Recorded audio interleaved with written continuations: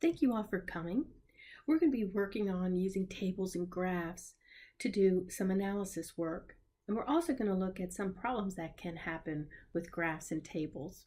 Well, the first thing we're going to do is we're going to look to see if there's an association between interest in the Super Bowl TV coverage and gender. So the responses were why you watched the Super Bowl. Did you watch it purely for the game, or mostly for the game, mostly for the commercials, or you don't watch it? And these were the responses that came in.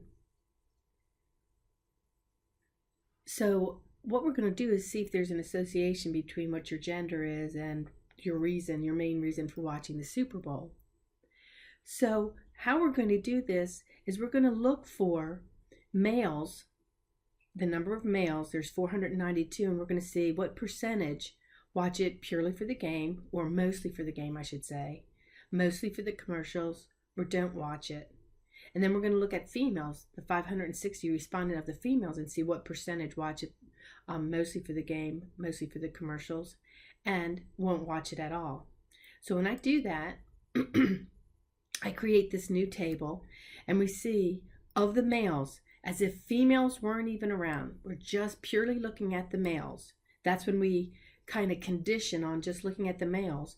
The percentage, the way we would find it, we would say 279 divided by the 492.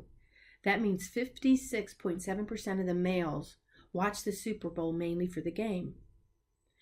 16.5% watch it mainly for the commercials, and 26.8% don't watch it at all. And again, we just look at the male column to find these percentages, and we can do the same thing for the females. We have 200 females out of the 516 that were in this particular study. That means 38.8% of the females watched it mainly for the game. Then the 156 out of the 516, that gives us 30.2% watch it for the commercials. And then the 160 out of the 516 females in this particular study, which is 31% watched it, won't watch it at all. And now we're going to see, can we look for some sort of relationships in here, or associations? But before we do that, I want to show a graphic of it. So I'm going to leave this up here, and I'm going to pull up Minitab. And what I'm going to do with Minitab, I'm going to show you how to first do a side-by-side. And then we're going to take these new stats that we made, and we're going to put them into a chart. So I pull up Minitab, and I put my data in like this. If I want to do a side-by-side bar graph, I go up into graphs. I go to my bar chart, but this time my bars are not counts of unique values. I have them in a table. And I want to put them side by side. You can also stack them and get interesting information also from stacked bars. But I'm going to do a side by side. I want my male and my female, those values to be what I graph, and my row values to be my main interest. And I want my rows as my outermost categories and columns my innermost. In other words, I want to see game, commercial, won't watch on my x-axis, and then my bars to be the male and female, the gender. So I hit OK, and this creates a side-by-side. And with this, I can do everything I do that we've done with our graphs. I can show it as, well, this one I don't want to show as a percent, because it will be a percent of the total, which is not what I really want to show right now. But I can add my grid lines, and I can add my number of males and females in each of the different categories. So I could add my data labels and look at the number in each of these categories. Of course, changing the title is always important.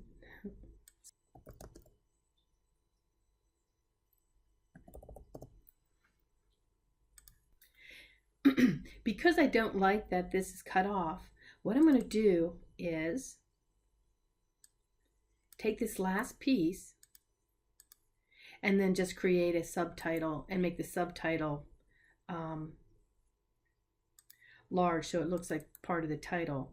The way you do that, and Minitab Express doesn't quite have this same capability, but you can still add it. It will look a little bit smaller, but we can make ours look just like the title. So now we have this, and we can see that if we're just looking for the interest in the game, it looks like more men prefer watching it just for the game. For commercials, it looks like females tend to watch it more for the commercials, for those that was what their main focus was, or their major interest. And for male and female, there seems to be a little bit more females that don't watch. So how can I use this? How can I use this information to see what type of associations there are? Well, I'm going to pull this down and get a really nice graph now of this information, this particular table that we have here. And looking at this, and by the way, this problem came from the Intro Stats by DeVoe. It's a really good book, and this is what the study that he had on this. So based on this poll, it appears that women were only slightly more likely than men to say they won't watch the Super Bowl, as you can see in here and there. Now, as I said, for the game, and we saw this even with our Minitab with the frequency, there seems to be a larger majority of men that watch the Super Bowl for the game. Now, looking at women, there's not as wide a gap here. I mean, there is a gap that women prefer to watch it for the game, but the men's gap is much larger. So we can say that there might be an association in the interest why we watch the Super Bowl based on gender, based on this particular sample here. So this is a first look at how we can use information from our frequency table or relative frequency tables to try to look for associations. The next problem we're going to look at is twin births in 2000. This comes from the Journal of the American Medical Association, published a study that examined pregnancies that resulted in the birth of twins.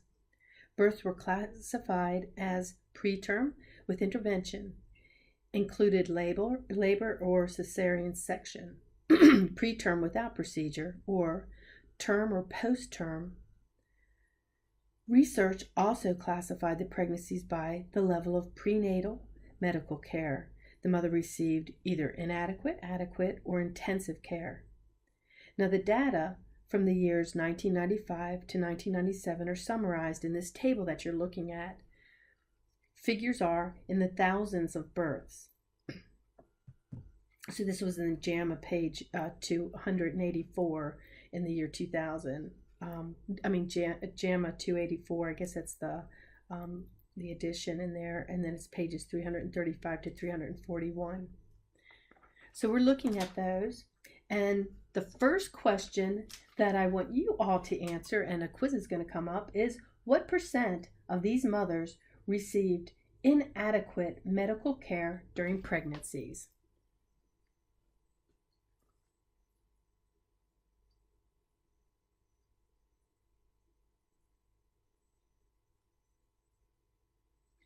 Now I want you to answer, what % of all twin births were preterm?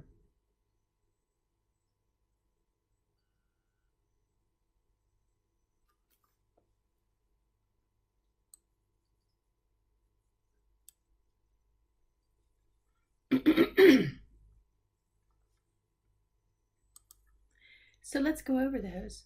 What % of these mothers received inadequate medical care?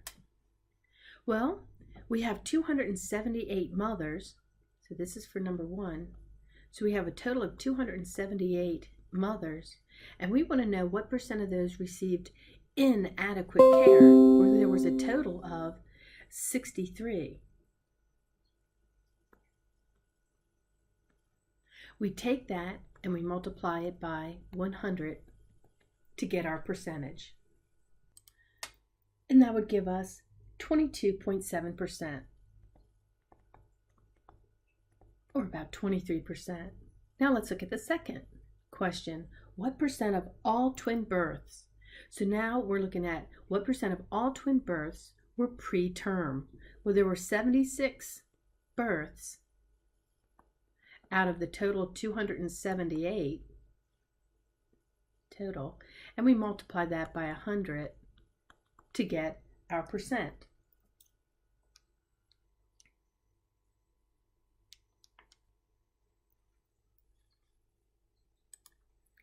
So if I do that, I get 27.3%. But that's not quite correct. I did preterm induced or cesarean. I didn't put in the preterm without procedures.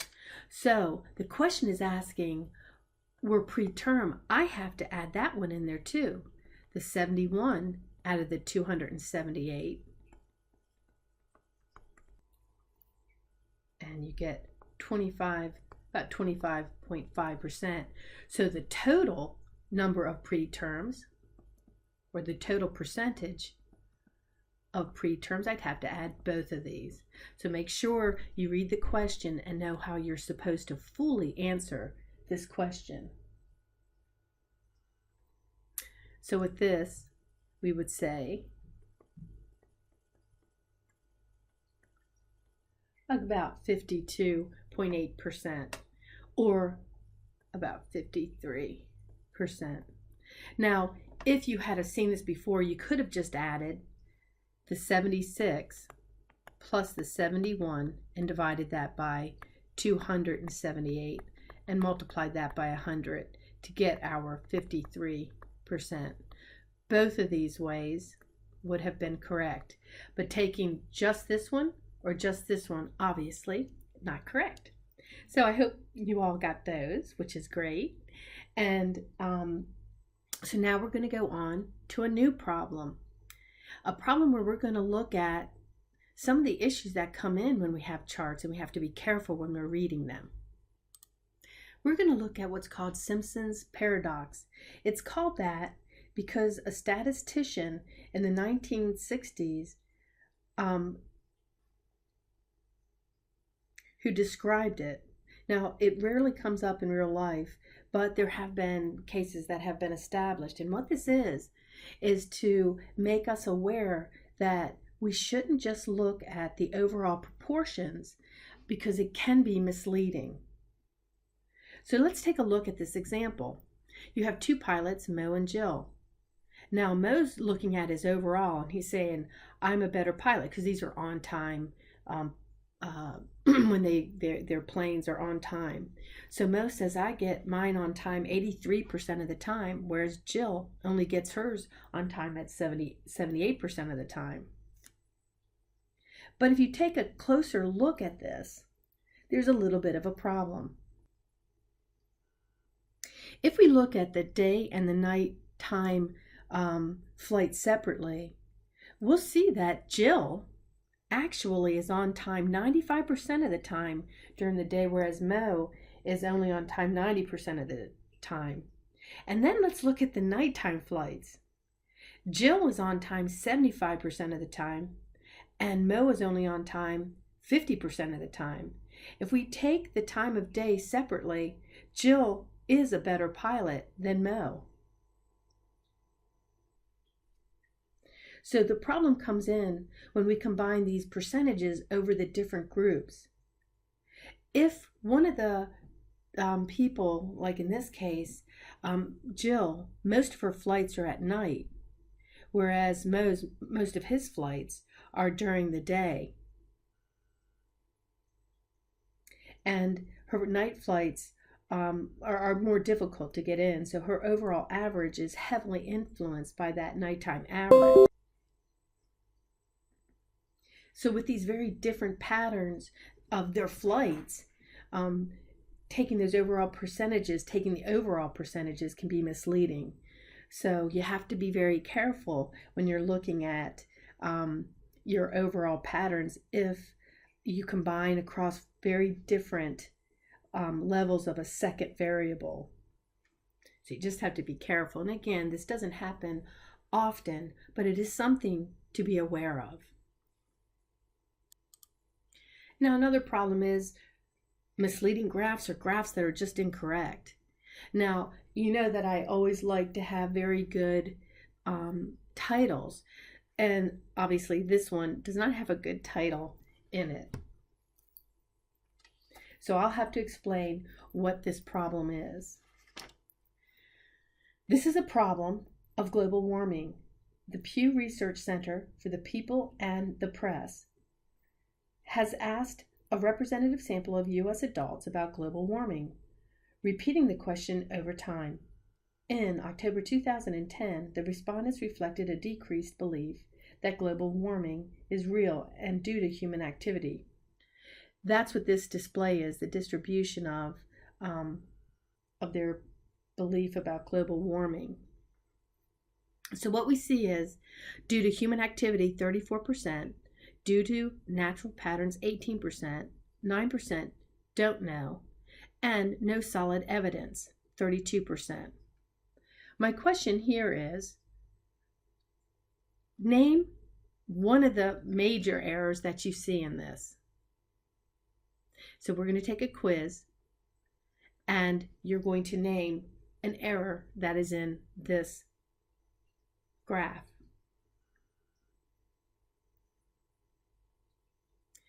As you can see, our percentages don't even add up to 100%. I already stated that there's not a good title on here, but also look at that graph of do not know, it being smaller and lower. It's not good. There's distortion in this graph along with no solid evidence. So you don't want to do that. If you're going to do fancy graphing, try to make it for a particular reason. Sometimes we explode out a piece because we're actually talking about that particular category. But just doing something like this where it has no particular reason is not a good idea. Well, thank you all for coming today and working with graphs. I hope you've learned something about some of the errors that can come in. And we will resume with looking at relationships between quantitative and quantitative data. Have a great weekend. Thanks for coming.